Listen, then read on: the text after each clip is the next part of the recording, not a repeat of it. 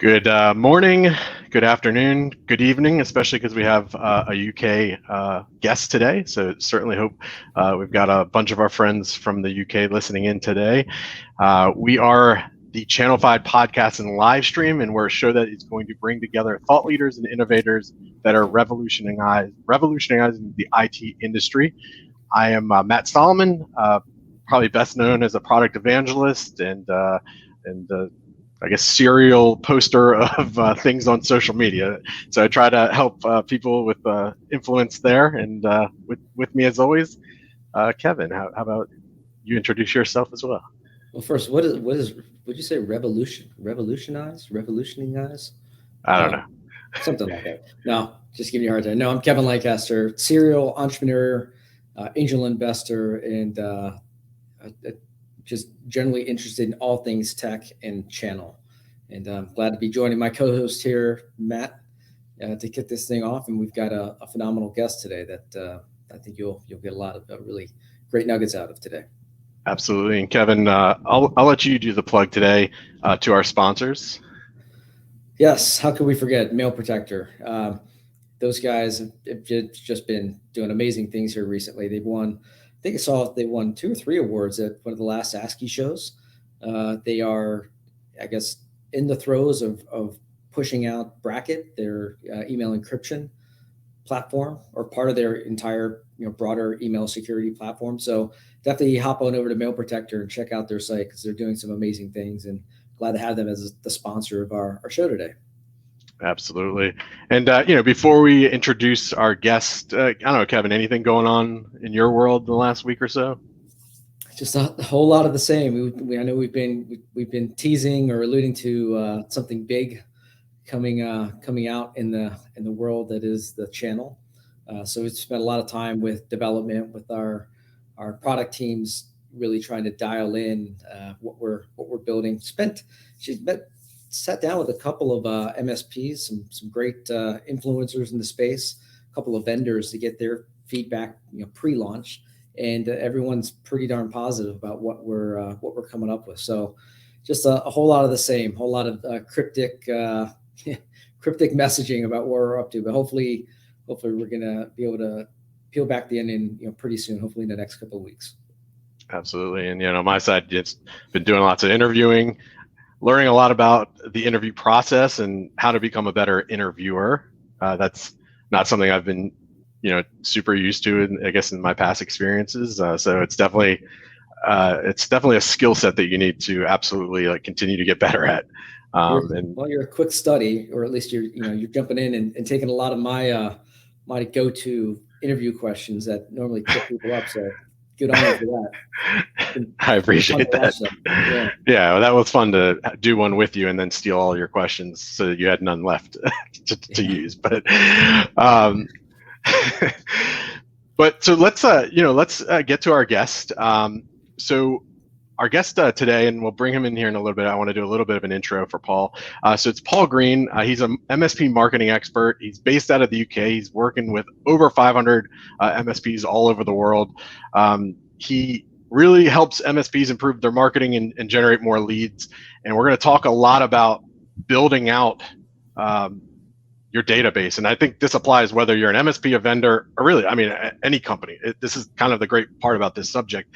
And I've got a little intro clip if you've never heard Paul, and hopefully he doesn't get mad at me for playing the clip. I won't play the whole thing, but this was just for reference purposes. This was during kind of the height of COVID, I think, and Paul was getting himself out and doing some videos on a walk.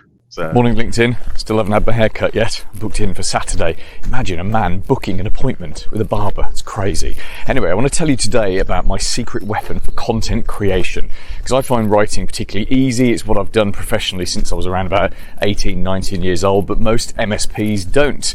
So the secret weapon, therefore, is not to try and write content, but instead dictate it. Grab your phone, talk to your phone. Imagine you were talking to a client or to a prospect and you were explaining something to them, some kind of technical thing. You'd explain it in the most layman's way that you could. Take that audio recording, upload it to revcom. So I won't play the whole clip. Then you get into a whole Rev commercial, I think, Paul. I do, yeah. Sponsored by rev.com. Yeah, exactly.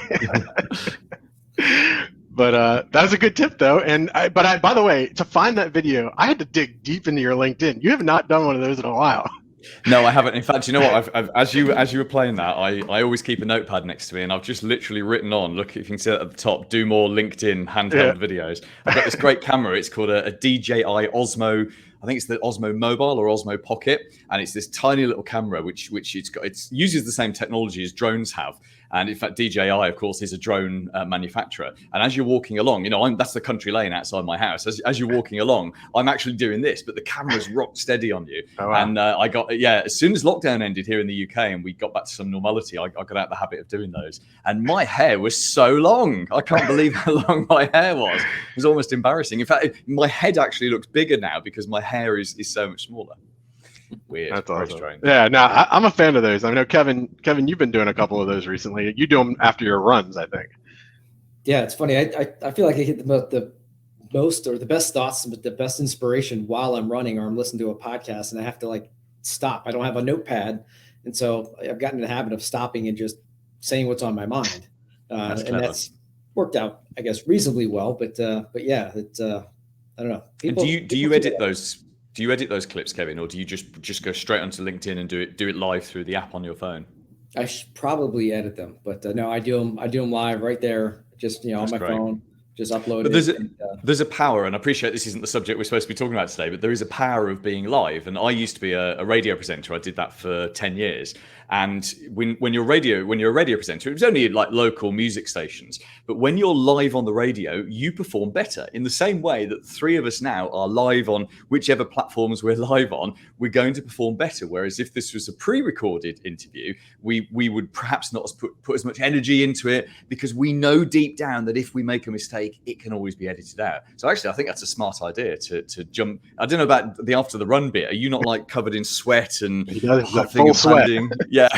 Full sweat. Yeah, maybe I gotta rethink that strategy. But that's a good point, because Paul, when I have to do recorded webinars, I always mess those up. It never feels natural. I do it better when I actually stand up for those now. So I've started doing that. But yeah, it doesn't feel as natural when you just inherently know that it's recorded and there's no audience at that moment. Yeah. No, it's very true. Yeah. So before we jump in, just a couple of housekeeping. If you're out there and you're listening, we always love for you to comment. Let us know where you're listening in from. We already got a shout out from Sam Harris, so thank you, Sam, for listening in. But if you have any questions as we go through things, please put those in the comments, and we'll try to ask those to whomever they're directed to. So, Paul, before we actually jump into the marketing, all the different subjects, and I'm positive we're going to go off into different tangents here, because every time we've ever talked, we kind of go in all different directions. We really want to kind of get your origin story. I think most people, if they've heard you before, probably don't know Paul Green before the MSP industry. And I mean, where are you from, first of all, for people who don't know you? And how did you get into marketing, period, and then into the MSP space?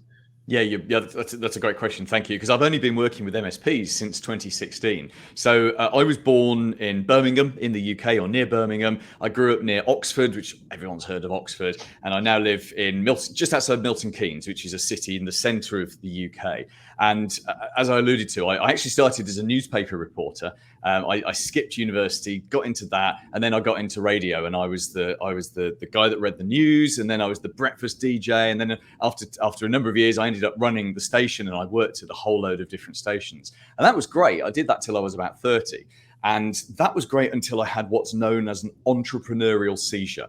And if you've ever read a book by Michael Gerber called The E-Myth Revisited, which is, it's basically the book that's set in our heads. Every business owner should read this book, because as you read it, you think, how did this guy write this book in 1985, which was about the hell I'm going through now, where my staff don't do things the way I want them to be done, and I have no control, and I feel like the quality of my business is slipping. So The E-Myth Revisited is a great read. But early on, he talks about how you have an entrepreneurial seizure and you think, I should run my own business. So I had that in 2005 and I acted on it. I dumped my media career and I started my own business. And we started doing PR, like public relations, because that's what journalists do. They go and do PR. And it turns out I'm not actually very good at PR. So I turned it into a general marketing company because all those years I'd been running, I look back at my media career as my marketing training, my informal marketing training. I don't have a marketing degree. I don't actually recommend marketing degrees. I think they're very good at teaching you. It's like a lot of academic stuff. It fills your head with stuff which doesn't actually have practical application. I'm not knocking university. It has its value, but certainly marketing degrees don't often teach practical marketing. When I was running a radio station, I had a budget of like $7 a year to market to a city of 500,000 people. And I'd got 2 promotional vehicles and a couple of part-time promotional people, and that was it. So we were creative, we did things and tried things. And actually one of the stations I ran, we went from the bottom of the market to the top of the market in about 2 years. And then we won a national top Oscar level award for a promotion that we'd done on that station. And it was all done literally for cents and favors. It was crazy. So when I started my own business and moved into general marketing, that's when my real education started. That was 2005. I read every book on marketing I could get my hands on. This was before Audible, so I used to sit there and physically read them in the evenings. I tried things, I experimented. And over a period of time, I was actually trying to grow my own business. And what happened was the things that I used to grow my own business worked with my clients. Around about 2010, we discovered the power of niching or having a vertical. I started working with opticians, veterinarians, and dentists. And then that business was so successful, I sold it in 2016.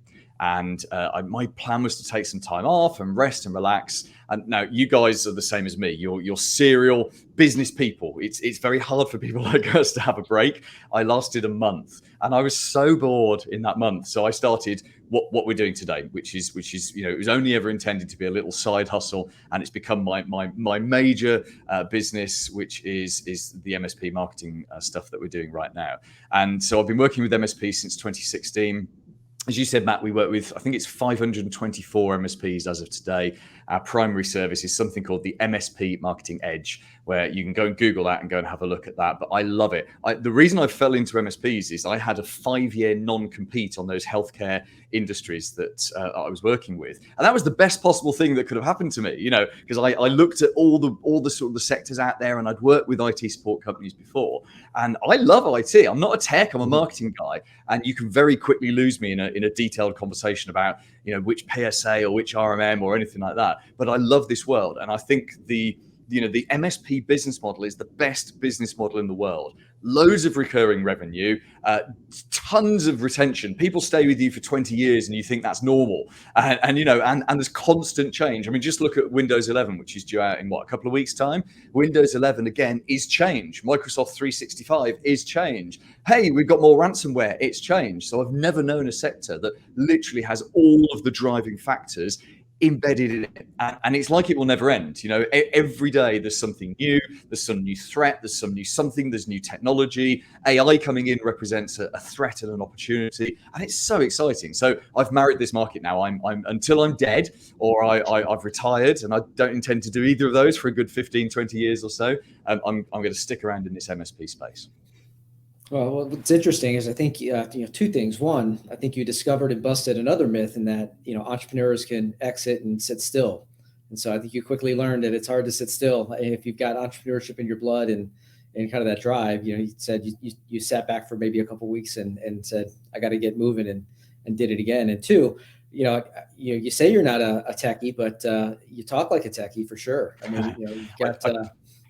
So my job, because I create marketing materials for MSPs to use to ordinary people. And my job is actually to interpret our world for normal people. Because the biggest marketing challenge for MSPs is understanding that normal people do not a lot of them don't know that Windows 11 is coming. And you know what? They don't really care. They don't know. They don't see the advantages. They don't know what is it a TPM chip that you've got to have. They don't know what they see. They go, I'm betraying now that the fact that I do have to do lots of Googling and stuff. They don't know what any of this stuff is. They don't know what a ransomware is and why you should genuinely be terrified of it. They couldn't explain the cloud in a single sentence that makes sense. The ordinary business owners and managers we want to reach are simply not clued up on technology at all. So my job, to answer your question, Kevin, is actually to sit in between MSPs and normal people and interpret tech stuff. And this is in fact, this was something I learned on day one of journalism school, which is, as a journalist, and this is why I say my entire background prepared me for this. As a journalist, your job is to be the audience and to interpret things for the audience. And newspaper audiences typically were a little bit older. Typically, they didn't have the level of detail that people would have, certainly on the local newspapers I worked on. So there was me as a 19-year-old, right on day one, learning that at any time I interviewed someone, I'd got to interpret what they said and make it as clear as possible for the biggest possible audience. And that is a great marketing skill for anyone to have, but especially MSPs. Absolutely. So, and Kevin, I think you had another observation you wanted to hit on, but one thing I would say, Paul, you hit on it, like, yeah, it's so hard to sit still. I think people were like, when I was making my exit, where you're like, oh, you're going to take a couple weeks off. And I was like, what are you talking about? I was like, I'm starting a business in like 2 weeks. I don't know what you're talking about. And then, although during that same period, it looked like Kevin was on a boat the whole time. So I don't know. Maybe he did take some time off. But and by the way, Paul, you totally asked on my my marketing degree. So come on, man. Oh, sorry. I'm just kidding. I'm just messing with you. How much debt did that put you in, and how long did that take to pay off? Well, I went to a state school, so it wasn't too bad. Okay. I'm just messing with you, but Kevin, I don't know if you had another thing you wanted to mention before we jump in. No, I'm just going to clarify that the boat thing was a virtual background, so it wasn't. Okay. It wasn't real. No, it might have looked real, and that was the whole goal of it. But in all seriousness, sorry, Kevin. Yeah, go ahead. No, I was going to say, in all seriousness, you know, I know we joke about not setting like doing nothing when you exit. There's a lot of the MSPs I work with, and some of them are in their 50s, the late 50s, and they're thinking about exit. And we all know that this is a great time to sell an MSP. So there's no problem selling the business. But each of them, I say to them, you've got to plan what's next. I'm only 47, and I genuinely intend doing this for another 15 years or so. But there will come a point where I'll just want to bring it down a notch, and I already know what the next project's going to be.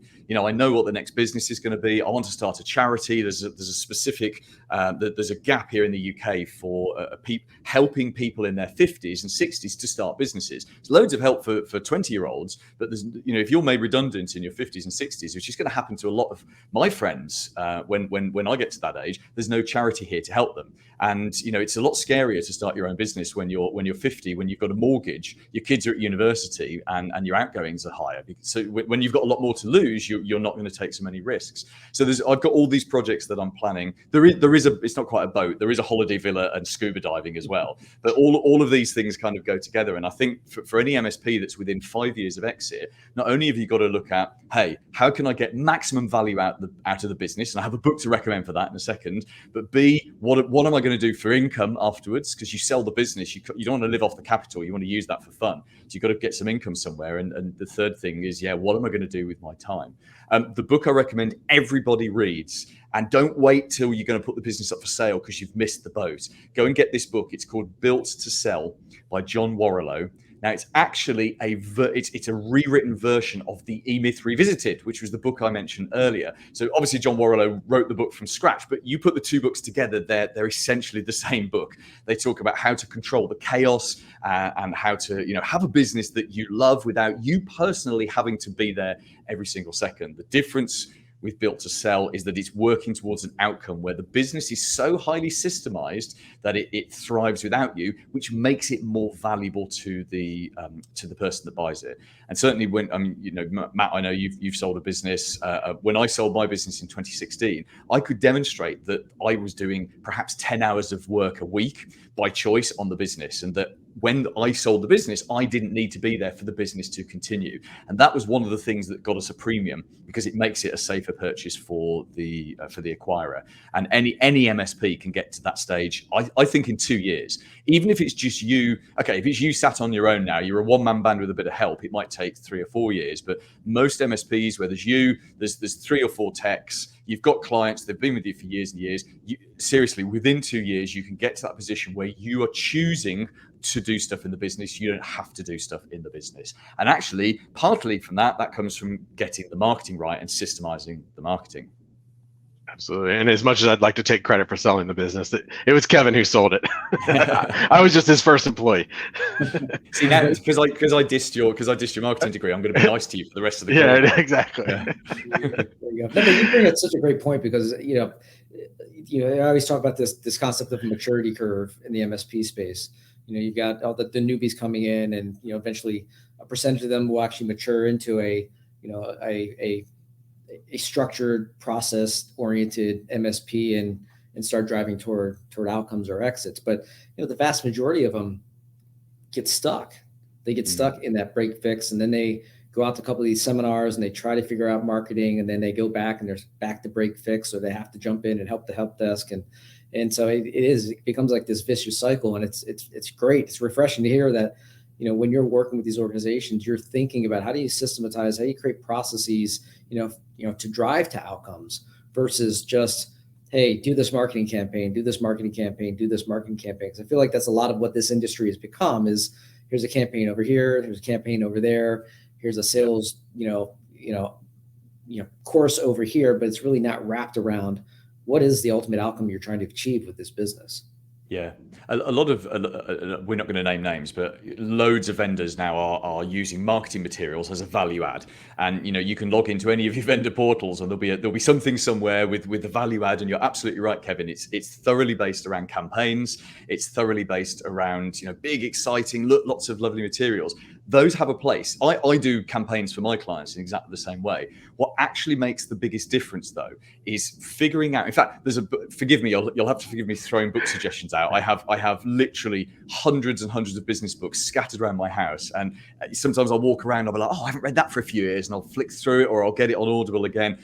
One I've just been listening to on my own runs recently is The Compound Effect by Darren Hardy, which is just such a great book, and it's about how little things done well consistently turn into big results. And this is exactly what you're talking about here, Kevin. It's the systemization. In fact, I think I can quote him directly that success is a small number of things implemented brilliantly 5,000 times. And that's marketing. Most MSPs don't do marketing or get stuck with their marketing because it is difficult and it's complicated, and they look at it and it's like, God, where do I get started with this? And the reality is you can break it down into a series of very, very small actions, which you can then get other people to implement for you. And if you want to, we can, and I like to give long answers, so I'll try my hardest to keep it short, but we can run over the strategy that most MSPs should be using for their marketing and literally break it down into what should you be doing daily, weekly, monthly. If you want to do that, we can do that, or we can talk about anything. Yeah, no, go ahead. You can kick that off if you want. Yeah. Okay. Look, I'll give you the short version because I'm conscious. 23 minutes in, we've and I've been talking much more than I should be. So there's a basic 3-step marketing strategy for all MSPs. I use this in my business. Most B2B businesses use a version of it. It's very, very powerful. So write this down if you've not heard this before. The 3 steps, and I'll tell you what they are, and then I'll go back into detail with them. The first step is to build multiple audiences. So that's multiple audiences of people who are willing to listen to you. The second step is you build a relationship with those audiences. We'll talk about how to do that in a second. And the third step is you commercialize those audiences. You turn them into leads, prospects, and clients. So let's go back up to the top. So build multiple audiences. For most MSPs, there are 2 audiences that you should build, and there are others you could build. So the 2 you must build are your email database and your LinkedIn connections. And the reason those are your golden 2 is because those are the 2 easiest to do, and they're the most valuable. So LinkedIn is the easiest to do. We won't go into details of LinkedIn today because it's really not that difficult. But the easiest way to build your LinkedIn connection is to find someone who's already connected to the people you want to reach. So that might be a big networker in your town, or it might be a CPA or a lawyer in your town who's already got thousands of connections of the business owners and managers you want. Connect to them, and then all you've got to do is just work through their connections. And you can do this manually. You can use automated tools with extreme care these days because LinkedIn is cracking down on them. Or my preferred method at the moment is to get a virtual assistant to do it for you. So we got rid of our automated tools 4 or 5 months ago, and we replaced them with a virtual assistant. So she's 3-4 times the price, but she does a much better job because she's a human and she thinks about it. So LinkedIn is your first audience. The second audience is building up your email database. Most people don't have one. It's really easy to get started with your email database. You've actually got data everywhere. If you've been in business more than 3 years, you've got a drawer full of business cards from the networking meetings you went to pre-COVID. You've got emails from people who've emailed in asking questions. You've got notes from people you've had calls with. You've got forms that people have filled in on your website. All of those. Go grab the data, put the data into the CRM of your choice, MailChimp. If you don't have one, don't overthink it. Just go and use MailChimp. It's free for something like less than 2,000 people. It's very, very simple. Just get going on that, and then you can go and build your email database from that. And again, the easiest way to build it is every single human being you speak to who could one day be a client, just pop them in the email database. Now, this is illegal in Canada. You will literally be shot by Mounties for doing this in Canada. But the rest of the world, especially in the US, well, let's be honest, there are a lot worse things you can do in the US without being punished. This is in the US, this is fine. In the UK, this is fine. Just do it. There are data protection laws, but they are not designed to stop people like us from doing email marketing. They're designed to stop the spammers sending out 10 million emails a day. So you've got LinkedIn, you've got email. There are lots of other audiences. You could build an audience on YouTube. I've got a few MSPs I work with who've done that very successfully. Matt and Kevin, you've got a great audience you're building here with your regular broadcast. You could do a podcast. I do a podcast. So we're just about to do our 100th episode. That's got an incredible audience. We've had 100,000 listens to that. So it's there are lots of different audiences for most MSPs. Most of the time, email and LinkedIn. So that's the first one. That's building multiple audiences. The second one is easy. Build a relationship with them. Now, the relationship is needed for a couple of reasons. You remember I said earlier that business owners and managers, well, they don't really know what they don't know. They certainly don't know about technology in the way that we do. So when they don't know what they don't know, when it comes to switching from one MSP to another, they are not making cognitive decisions about the switch because they can't compare one MSP to another one. So let's say they're dissatisfied with their current MSP. They feel like the service levels have gone down. No one ever seems to answer the phone anymore. No one ever seems to get back to them because it's the little things that make people disconnect with an MSP. Sure, if you have a massive technological screw up, that's not going to help. But most of the time, people leave you or leave their MSP because of the little things. And it's all the little human customer service things, which by the way, is a clue where you should be focusing your area on your client retention, doing things like strategic reviews and doing technology roadmaps and all of this kind of stuff. But let's say someone's thinking of switching. So they don't like their current MSP. They've Googled a whole load of other MSPs, and there's how do they tell if these guys are any better than their incumbent? They can't tell. So they delegate the decision from their head right down to their heart. Their heart makes the buying decision, which I know is kind of depressing if you dedicated 20 years of your life to being good at what you do and getting accreditations and experience. All of that matters when you've got the customer. That's about keeping the customer. To win them, you've got to be more likable than the other guys. It really is as simple as that. They pick the MSP they like. So what if we could build a relationship with them long before they're thinking of switching? This is why we've got those multiple audiences. Now we build the relationship through content marketing. So there's stuff that you should be doing daily, stuff you should be doing weekly, stuff you should be doing monthly. Daily, social media, LinkedIn, piece of content on LinkedIn every day. Now, there is plenty of canned content you can get around. I supply some, lots of the vendors supply it. Canned content is better than nothing. So nothing obviously is the worst level. The next level up is canned content. By canned content, it's normally links to other websites, generic stuff that's in technology news. There's nothing wrong with that. It's better than nothing.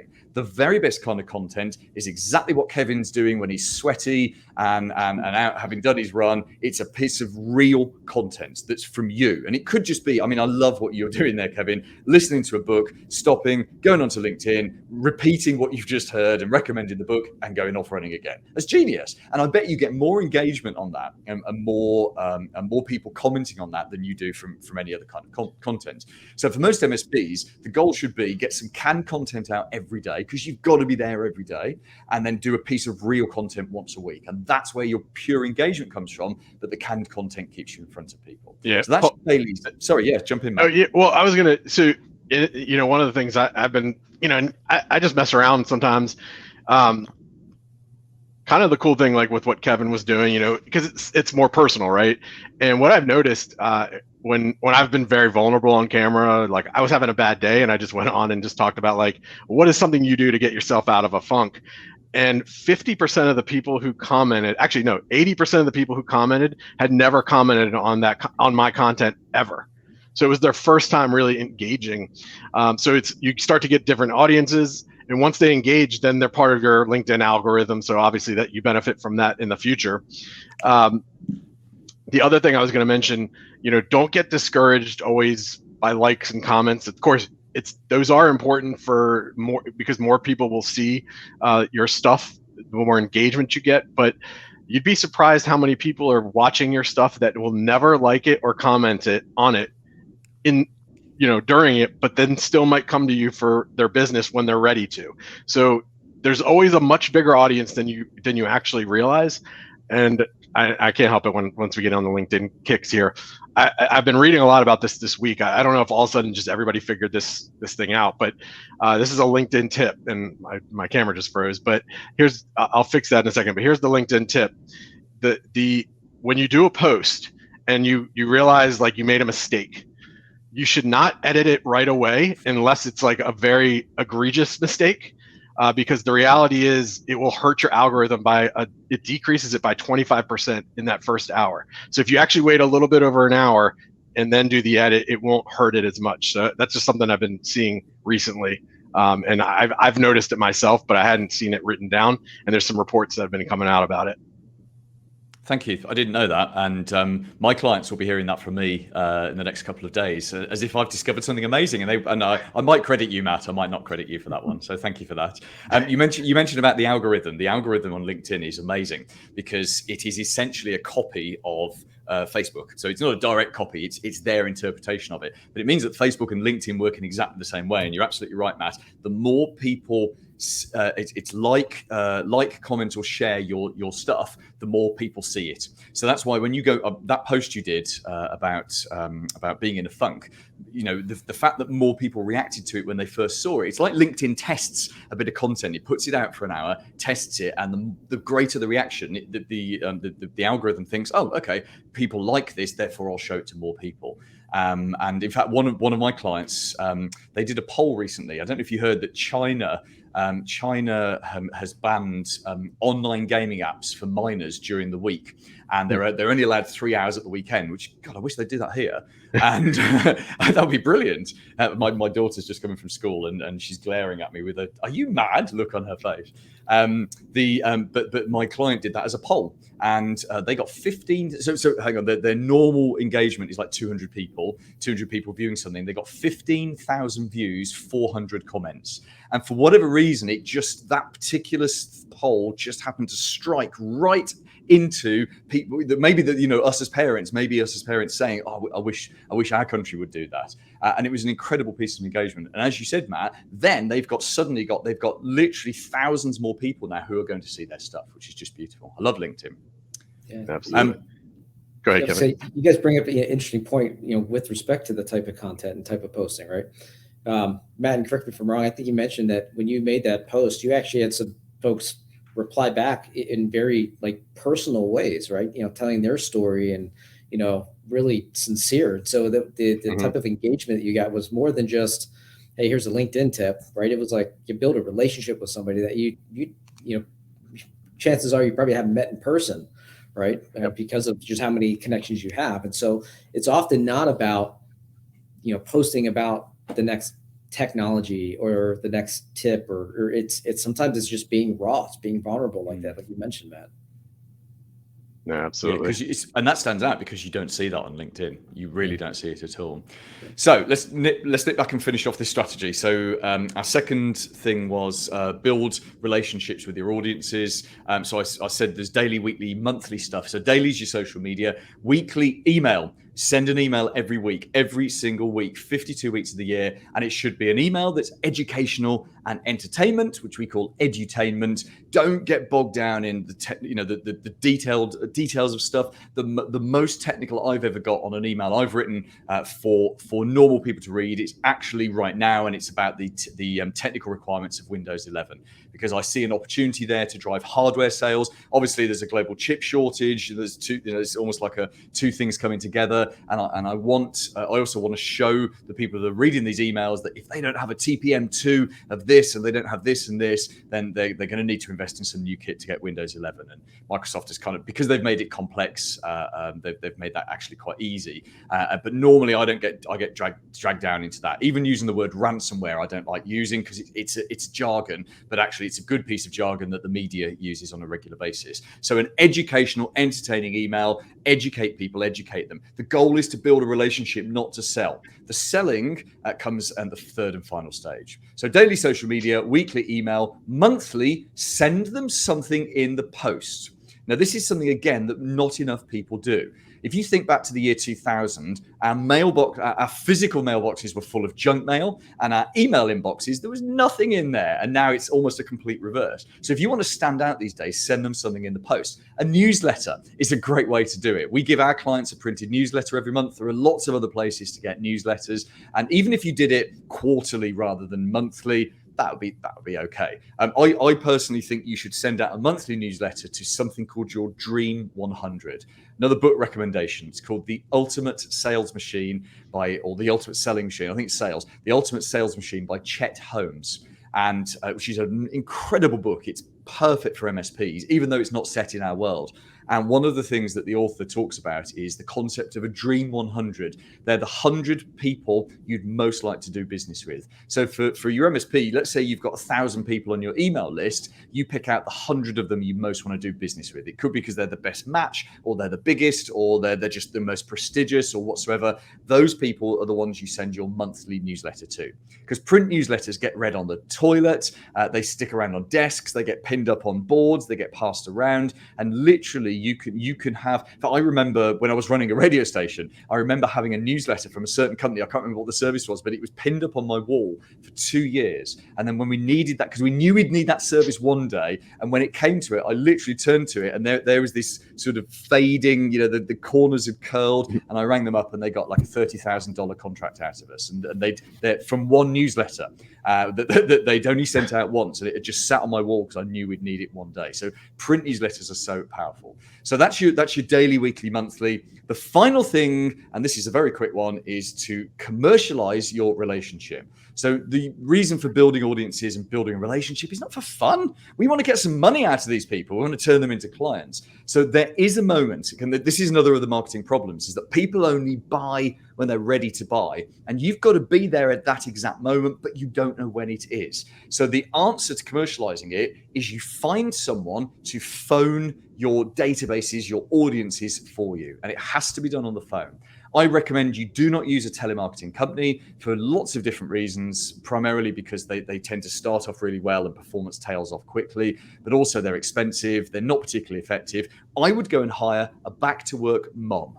So someone who's been out of work for a number of years, they don't have a telephone background, a telesales or a telemarketing background, but their background is they're confident on the phone. They like being on the phone. They're looking for some work from home in school hours, flexible. It's perfect. It's literally the perfect for you. And you can get an $80,000 a year person, or the skill set of an $80,000 a year person for just above minimum wage, which I'm not sure what that would be in the US. But you don't have to pay a great deal of money, because these people also, they're not phoning up to sell you.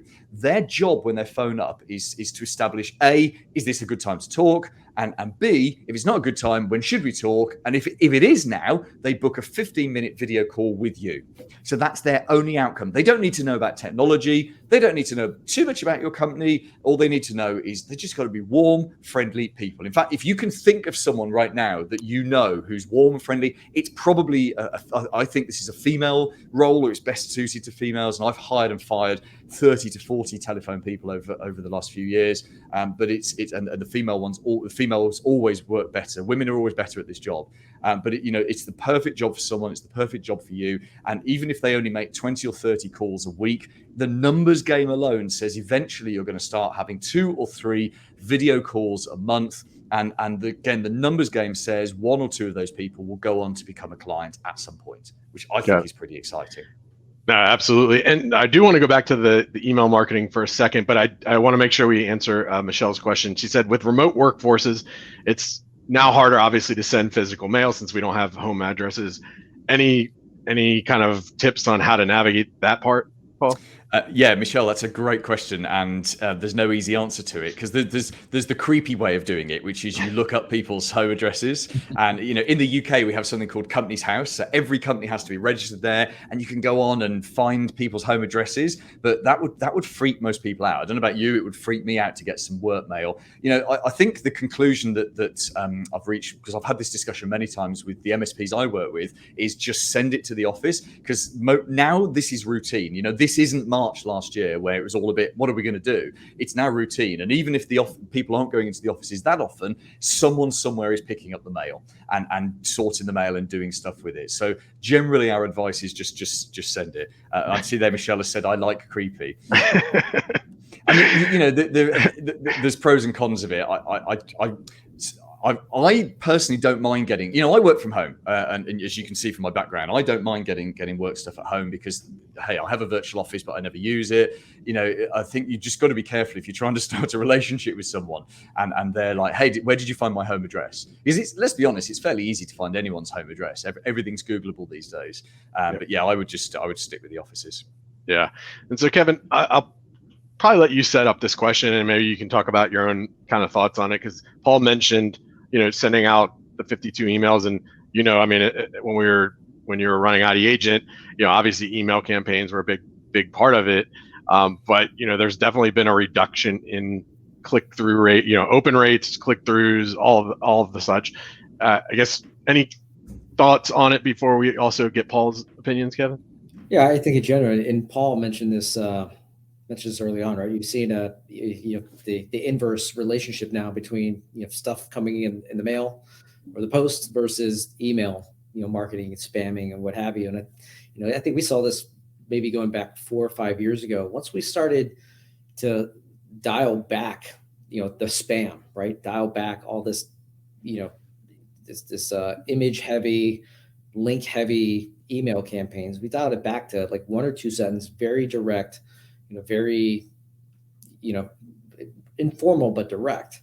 We saw a much greater conversion rate. But it really took getting out of that mindset of just sending out 1,000 emails, 10,000 emails, 20,000 emails, whatever, because it's noise, and oftentimes it's not getting through. So those activities are generally wasted. So when you scale back, you target it, you build these lists, and you build the trust and credibility maybe over a couple of emails, then you see much more effective conversion rates. So I certainly welcome Paul's thoughts on that, but that's at least what we saw the last couple of years as we transitioned away from just email marketing heavy campaigns. Yep. Completely exactly the same experience. The business I sold in 2016, the entire marketing was done on email. So we did a lot of list building, and we went to trade shows, but we didn't go to sell. We had 12,000 people on the email list, and they'd all opted in. And I was doing £1 million sterling a year, which is about $1.2 million, $1.3 million a year, just through email marketing. So we were sending out 24,000 emails a week. So that was 2 emails a week to 12,000 people. Very, very segmented emails, but all based on their actions and whatsoever. It was quite clever. We were using a piece of software called Infusionsoft, which is now called Keep, K-E-A-P, and which has still got the same tool set that it was using back in 2016. They've really fallen by the wayside. But we were sending out 24,000 emails, and that was generating around about 1,500, 2,000 clicks. So opens are okay. And in fact, I'll tell you something about opens in a second to do with Apple. But we wanted clicks, because off the clicks, my telesales team, I had 3 full-time people. They were then phoning people, because when someone clicks, they're alive and they're engaged with it. And the chances of you reaching them on the phone goes up. And off the back of that, I think we spoke to like 100 people a week. And off the back of those 100 people, we would book about 10, somewhere between 5 and 10 sales appointments. And off the back of those 5 to 10 sales appointments, we'd win a new client. So, it will make you sometimes 2 new clients. So that was our entire marketing machine, and it was all driven by email. Today, couldn't do that. Email is one of our things. We use LinkedIn. We have a Facebook group. We have a YouTube channel, which nothing goes in apart from the podcast at the moment. We have the podcast. We've got 5. I'm sure there's a 6th one I'm forgetting. We've got 6 different channels of driving people into the business. Well, me appearing on webinars, I'll do 2 or 3 webinars or recordings a week in other people's stuff, and that's become another thing. And as an MSP, you've got to do that. Email marketing still has a place, but you cannot just rely on email marketing. It's harder to get delivered. It's harder to get opens. It's harder to get click-throughs.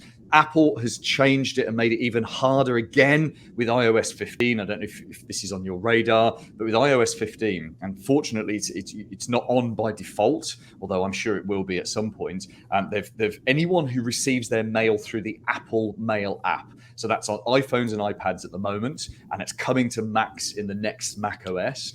And apparently that's 50% of all email is received through the Apple Mail app. Now, it doesn't matter if you use Gmail or Yahoo or whatsoever. The provider doesn't matter. It's where you pick it up. So if you pick it up through the Apple Mail app, you can now switch on. I can't remember what it's called, but it's something that stops activity tracking. And basically the way that email opens work, and forgive me if you know this already, when you send out an email from something like MailChimp, it embeds a tiny transparent image. It's literally 1 pixel by 1 pixel, and that's somewhere in the email. So when the email client receives it and you open the email client says, oh, there's an image in here. So it sends a request back to the email server saying, can I have the image, please? It sends that 1 pixel transparent image, which doesn't exist. There's nothing to see. But now the email server knows that you have opened the email. That's how email opens have been tracked for the last 15 years or so, perhaps longer. What Apple is doing is it's now preloading and pre-caching all the images. So whether you open the email or not, it will look in your email dashboard as though 100% of people have opened the email. Certainly 100% of those using the Apple Mail app. So that's there in iOS 15. It will not a massive impact so far, but at some point they'll switch it on by default for everyone. And already I'm hearing that the big email providers like MailChimp and Keep and HubSpot and all of those are thinking of changing their dashboards. So they'll basically take out the Apple Mail users. But if 50% of all email is going through Apple Mail, that's kind of a scary thing. But you know what? I don't think it makes a difference. Email, as you say, Kevin, is a great way to it's a way to reach people. It's a relationship building thing. The goal actually has got to be to hit people with the same kind of messages across multiple platforms. What if someone opened your email and briefly looked at it and clicked through and looked at your web page, which is the second one, and then saw something from you on LinkedIn, and then they got a message from you on LinkedIn as well, and then there was a sales letter which turned up onto their desk, or a newsletter or something, and then they saw a Facebook ad for it, and then they saw your tweet about it, and then someone phones. I mean, that's 8 different ways. Oh, and then they saw your YouTube channel, your YouTube video, or they listen to your podcast. There's so many different ways of reaching people, and the trick has got to be to find the most efficient channels for you to reach the people you want to reach, and then systematically put stuff out on those channels. Absolutely. And, just from my own experience, like when we would put on webinars or any type of event, of course, we'd have the marketing email that would go out. But I got incredibly high response rates by sending personalized LinkedIn messages. Those are people who've opted into a connection with you. So, they're obviously more likely to respond to you. And, I guess not getting bombarded, even though I know there's some issues with LinkedIn and sales pitches and stuff like that. But if you're an actual connection of theirs, there's some level of trust, presumably. And yeah, I've had really good success with that. And LinkedIn, unlike email, has guaranteed 100% deliverability on its messages. Yep. So whether or not they read it is one thing, but you know for a fact that it is sat there in their inbox. No, absolutely. So I don't think we'll get to every question because we've sort of covered some of them anyways through what we've talked about. And I don't know if I'm kind of recycling some of the things we already talked about, but what is ultimately the best way? And you may have just talked about it with just all those different ways to turn an email database into prospects and clients. Phone them. Phone them. Seriously. It's the single most powerful thing to do, which then begs the question of, well, why am I messing about sending emails and doing social media and stuff? Because that builds the relationship, that warms them up. So the difference between a cold call and a warm call is a cold call is someone's receiving a call from you they didn't want about the thing they don't want to talk about, and it's horrible. Cold calling is just an awful thing to do. It's a scourge on humankind. Whereas warm calling is, if you know someone's been in your email list for 3, 4, 6 months, they've engaged with you on LinkedIn, you sent them some value, you've given them some value in the post, and then you call them. It's still only a little bit a step up from cold calling, but that step can be the difference between being sworn at and having the phone slammed down on you and, oh, actually, I'm just really busy right now, could you give me a call back in a few months? And that's engagement. No, not now. These aren't things to be scared of. What should be scared of is swear words and slamming down the phone or just complete silence. So yeah, just phone them. And ultimately, people buy when they're ready to buy. So you've just got to be persistent. And if that means calling them every 3 to 6 months, fine. At some point, there'll be a moment, and they'll maybe be ready to have a discussion with you. But yeah, you've got to call them. Yeah, and Kevin, I guess kind of bringing it back around to you when you first started either Winvale or ID Agent. I mean, what was the best things that you were doing to create a database? Because I was there obviously, but when we started, we obviously weren't from the MSP space, and then I actually don't know how you started on the Winvale side. Look, I agree with Paul in that take a step back. You've seen a progression in different ways that you engage over the last 20 years. Before early days with Winvale, this is 2003, email, it was like wild west of email, right? It was just spray and pray, and you'll get some type of interaction. And there's probably even on the other side of the email, the inbox, there was more of a receptiveness to replying back to an email because it was new, and that's just how people were engaging at that point. And then it transitioned into inbound, right? And we, I think I ended up buying a lot of these websites, the domains that really describe the industry that I was in. So I owned governmentcontract.com and gsaschedule.com, all these sites. We were putting out content, but we were generating inbound inquiries where people were going out and doing their research and finding us and making most of their decision, prior to even like picking up the phone and calling us. And so inbound has been, I think that's a holy grail for every marketer, right? Is having inbound qualified leads that have already taking themselves through a sales process, and when they're talking to you, it's almost a formality. But I think there's come back to Paul, I think there's a new wave of people wanting to interact with people, right, and get from behind the camera, get from behind the email, and actually have a conversation, and I think there's that aspect of it. And to Paul's point, the post, the email, or the regular mail, it's like, no one does that these days. So I think, again, we're at this other end of the spectrum where people are more receptive to those types of tactics. And so it's really interesting to see, kind of this wave. It's almost like, bell bottoms in the 70s came back for a while, and, they'll probably come back again in 10 years from now or something like that. And, so I don't know, we'll come full circle at some point, but I think, you have to be adaptive to whatever works today.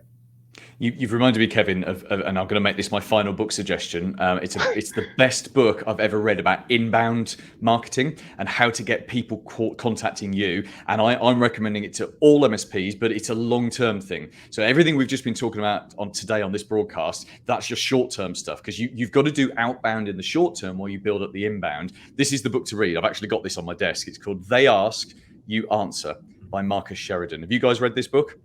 I've not, but yeah, he puts out some quality content. Yeah. Oh my goodness. I mean, and his 30-second story is he had a swimming pool, which in the sort of the 2007-8 recession, that it was going to close. He's based in the States. He was going to lose his house, him and his business partners, because they'd got all this debt. And they were doing the same as all the other swimming pool installers. They were, going out on appointments and cold calling and doing this stuff. And then he sat down one night and realized that what if we answered people's questions before we went to the sales meeting? So he started a great habit. Every night he'd come home and he'd write a huge piece of content for the website, and it's all still there on their website. You can go and see it. And essentially he as the title of the book says, they ask, you answer. He answered people's questions. And cut a long story short, it saved the business. They did so well out of it. They've now become a manufacturer, and they have a distribution network across the US. He's then started a marketing company helping people implement this off this book. He's got a follow-up book about video, which is called Video Something, I can't remember. But seriously, They Ask You Answer is your MSP's long-term marketing strategy, because it's all about flipping it. So you don't need too much outbound. It's getting people coming into you. Yeah, it's brilliant. I think he's over in Virginia. Yeah, I think so. Yeah. Yep. Riverside Pools and Spas is the company to look up, and you go and have a look at their learning hub or their knowledge center, whatever they call it, on their website, and you'll see thousands of articles and videos about the basic things that people ask about swimming pool installation. And that's excuse me, that's my Alexa. Hang on a second. It's reminding me about my next call. Alexa's great until we're doing a broadcast. But yeah, it's an amazing piece of content to look at. Yeah, so being mindful of time, by the way, Kevin, Michelle is a fan of the bell-bottom pants. So there you go. That's some validation there. So Paul, so you've made me feel my degree is worthless today. Pleasure. And apparently I don't read at all, because I don't know any of these people you're talking about. So I need to now really download Audible. And I was going to say, seriously, Audible. So I used to read. I read a business book a week, but I used to read it. Now I listen to a business book a week. Audible changed my life. I've been a member for about 9 years, and it's so cheap. You pay $10, $15 a month. You get credits. They've just launched a library where there's a whole ton of stuff for free as value add. Audible. Every MSP should have Audible on in the car or when they're exercising. It's brilliant. Just brilliant. Absolutely. And so, Paul, I'm doing a new segment, even though my screen is frozen. I did a new segment. It's called Digging in the Crates. Kevin doesn't even know what I'm talking about. So, Paul, you've made the mistake of being Facebook friends with me. I picked out a few photos, and I want you to, just for fun, I want you to give a little context to them. Okay. So let me just pull them up. All right. We got the first one here. Let's put it in there. Okay. So for the oh wow, how long ago is that? So that's about 15 years ago, because that cat's dead now. So his name was Hoff, and as in named after David Hasselhoff, actually, the actor. And he just had this habit of any bag he would crawl into, to the extent that we'd be going on holiday and we'd have to check the car to make sure the cat wasn't in a bag.